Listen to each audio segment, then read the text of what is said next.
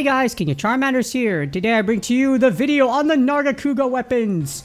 Nargacuga is finally here. The weapons guide. Is it the new crit meta? Well, let's find out as we analyze the new weapons of the featured boss of Season 6. So the Nargacuga weapons are raw weapons. And if you look at them, Nargacuga weapons actually have the highest positive critical hit chance in the game when you max them out. First, let's take a look at a list of the Nargacuga weapons. For the sword and shield, you have the hidden edge. For the greatsword, you have the hidden blade. For the longsword, you have the hidden saber. For the hammer, you have the hidden breaker. For the lance, you have the hidden haster. For the gunlance, you have the hidden cannon. For the dual blades, you have the hidden tomahawk. For the charge blade, the hidden guardian. For the switch axe, the hidden axe. So boring. The light bowgun, you have the hidden bullet. For the heavy bowgun, the hidden gambit. Coolest name out of all these, except for the bow, which is the hidden bow. Bad. And the other cool name I was talking about, hunting horn, the hidden harmonic. Moving on, we have the Nargacuga weapons for stats. So the Nargacuga weapons start at grade 5, with their element being raw. And their base raw attack is 466, with the base affinity being positive plus 25%. And as you upgrade the Nargacuga weapons to max, the affinity actually gets higher. And to forge these, you will need 8 Macalite ores, which are rarity 2, 4 Nargacuga scales, which are rarity 1, 2 Nargacuga fangs, which are rarity 3, 2 Narga tail spikes, which are rarity 4, and 1500 Zenny. But if you actually want to max them out, well, here's the max stats first. As we take a look at grade 10.5, their element is raw, with their max raw attack being 2082, and their max affinity being plus 40% positive affinity. Once you max out, as you see here, like you saw that big number, Nargacuga actually currently has the highest positive affinity crit chance in the game. So maxed out, 40% is the highest out of all the weapons in the game so far. And unfortunately, if you do want to max them out, they do have a unique rarity 6, the Nargacuga Marrow. In addition, you will need 25 weapon refining parts and 425,000 Zenny. So from personal experience, if you are doubling your rarity 6 drops, it's going to take you about 300 to 500 Nargacuga or less, if you're lucky.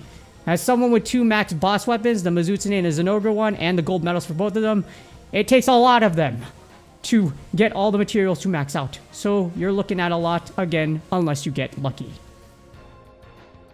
Moving on, we are going to compare the damage out of all of them. Of course, data is great. Data allows you to compare things, and data backs up your resources as well as your claims. And here we have the raw monster melee types as of Season 6. Right here, as you see, obviously for big black reasons, Black Diablos is the strongest. For the longest time, you have known that if you're starting out. Yes, she is mighty, she is big, she is black, and she is the strongest. And Nargacuga is around the middle. Nargacuga is pretty black as well, but unfortunately it's not as dark as laying in the darkness to your enemy monsters, as it's literally like smack down in the middle. This isn't all the monster types, but if you're looking at the top ones, I included the Mr. B Sword and Shield in here. Nargacuga is kind of like, yeah, right there. However, this doesn't take skills into account, but the reason why Nargacuga only hits the middle is because here's how critical chance works. In order for you to land a bigger critical hit, even if you do have high crit chance, you need a high base attack. So because Nargacuga doesn't have a high base, you see that Black Diablos is a whooping over 2600, while Nargacuga is only about 2100. Because of that, you're not going to get more damage. Again, bigger base plus crit equals more damage, which is why Nargacuga lands up in the middle versus the other top raw monsters. Now that we did melee, how about the ranged weapons? Well, we're going to start off with a light bowgun, taking a look at all the top raw monster light bowgun types as of Season 6. We're going to give these reload speed and recoil 3 to give them their maximum potential, and as we see per the data, Tigrex is actually the strongest. But if you wait a second and you look there, Nargacuga is actually pretty interesting. It's only behind by like 7%. However, it also has a really interesting ammo set that might be worth looking into, and we're going to review that in a bit. However, where there is light, there is also heavy, as we have the heavy bowgun. Not too recent. Actually, it's pretty recent if you count, like, what, 6 months ago? That's a lot. We're going to take a look at all the raw monster heavy bowgun types, the top ones as of Season 6. And of course, as we saw before, Black Diablos is the strongest. In terms of heavy bowgun, it might not be worth building Nargacuga because of the ammo set, and again, we're going to take a look at that in a bit. But before we move on to that ammo, as you see here, we're going to have to take a look at the bow.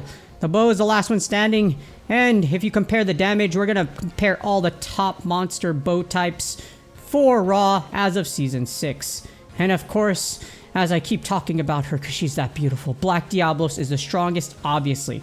However, Black Diablos is a super bow. If you're wondering why it's so low, a whooping 25% less, sadly, Nargacuga isn't a super bow, so that's why its damage is so low. It does not have a charge level 3 to damage level 4 mechanic like the Black Diablos bow, so it takes 3 blinks to use its maximum potential versus 2 blinks. Unfortunately, Nargacuga isn't the greatest raw type out there, or even decent. Moving on, we're going back to the future, I mean the past. As you see here, we have the Nargacuga ranged weapon type ammo comparisons. So we're looking at the light and heavy bowgun, as well as the bow. If you look at the light bowgun, sticky ammo 1 and slicing ammo 1 with only 3 shots each, and it's only 2 sets. That makes it really interesting. You have 3 sticky to quickly stun and 3 slicing to cut off tails if you want to, and you can rotate through that ammo pretty fast.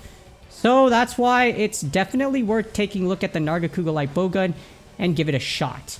Unfortunately, the heavy bowgun is pretty weird. It has pierce ammo, slicing ammo, and wyvern ammo. That is a weird combination. In comparison to something like the Black Diablos variation, it's kinda not worth it. Yes, you can pierce, yes, you can slice, but wyvern ammo in there, it's gonna be really slow and really weird, so I wouldn't recommend it. The bow is also something I wouldn't recommend just because it's not a super bow. It does have pierce though, so you need to get to level 4 to get the most out of it. It's not a super bow.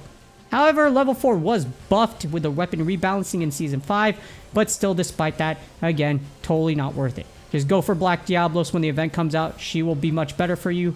And if you see that whooping chart from before, 25% more at max versus the Nargacuga bow. In other words, Nargacuga bow is okay. Unless you really want it, don't build it. Up next, we have the Phials. So Nargacuga Phials. We have the Switch Axe and a Charge Blade, which both use Phials. So we're going to take like both of them. And as you see for the Charge Blade, Nargacuga Charge Blade has Impact Phials to stun. So if you want stun power, Charge Blade. As with literally almost every raw Charge Blade as of right now. And Nargacuga Switch Axe has Power Phials to boost its raw damage. Again, as every raw weapon for the Switch Axe as of right now. But wait, there's more. So we have Nargacuga Gunlance, its shelling type, as well as Hunting Horn and its melodies. So we're going to take a look at both of them. As you see, shelling is wide, so it's not ideal for charge style or burst fire. Worm Stake Shard, yeah, but the Nargacuga Gunlance unfortunately isn't anything special. Shouldn't go after it. But if you want the Hunting Horn, Nargacuga melodies for the Hunting Horn are actually really good for support. You have a solid set for offense, which evasion distance is up, so it's like an evade extender. Affinity up small, so it's short.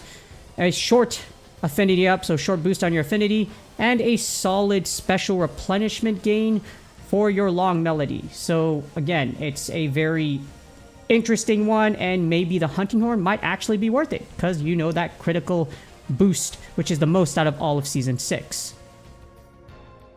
And last but not least, we take a look at the Nargacuga equipment skill. When you get this beautiful beauty to level 8, you get level 2 Resuscitate.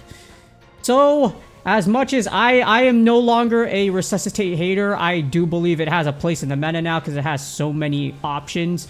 But the thing about it is, this can create some pretty crazy builds, and it's definitely worth looking into, especially when there's more self-afflicting status, like Blights, that come late into the game, or come more into the game. So you can use Bubble Blight with this, Hellfire, and Bleeding Edge, up to you.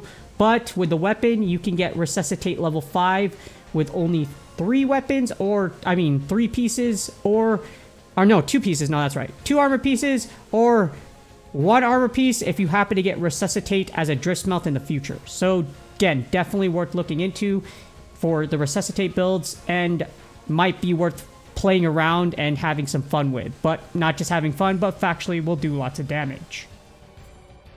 So, with all of that data, are the Nargacuga weapons worth it? Well, overall, here's the analysis, and it's a decent weapon to go after if you aren't willing to go after Black Diablos. The thing is, the high affinity allows some pretty crazy builds without using a lot of spots for critical eye and weakness exploits. So get affinity as high as you can, your positive one, and you can start smacking the monster around. Like I mentioned before though, unfortunately the base raw is kind of low, so you can make up for that, but would resuscitate level 2. Again, worth looking into. I'll definitely put a video out there or multiple videos, but this is going to be pretty interesting to go through for Nargacuga weapons. It's pretty solid overall, but honestly, it's not a must if you already have stronger raw monster types like Black Diablos and Tigrex. Black Diablo still reigns supreme if we look at damage-wise with critical ferocity and all the other things you could do with it. But again, Nargacuga, definitely worth looking into if you're really interested in grinding for it. And hopefully this video does help you look and see at what you want to build for the Nargacuga weapons. Again, pretty interesting. Not the best, but with the right combination and maybe future updates, it can be incredibly powerful and is definitely worth looking at as a top end with the most affinity out of all the current weapons as of Season 6. Please do me a huge favor, like, subscribe, and comment for the YouTube algorithm. Season 6 has just started, so hopefully you're enjoying it, and hopefully you're hunting down a lot of Nargacuga, because she is beautiful, and she is black. Not as beautiful as Black Diablos, because Black Diablos is my favorite subspecies. But you know what? It's still good. Good luck on your grinds, and I will see y'all on the next video.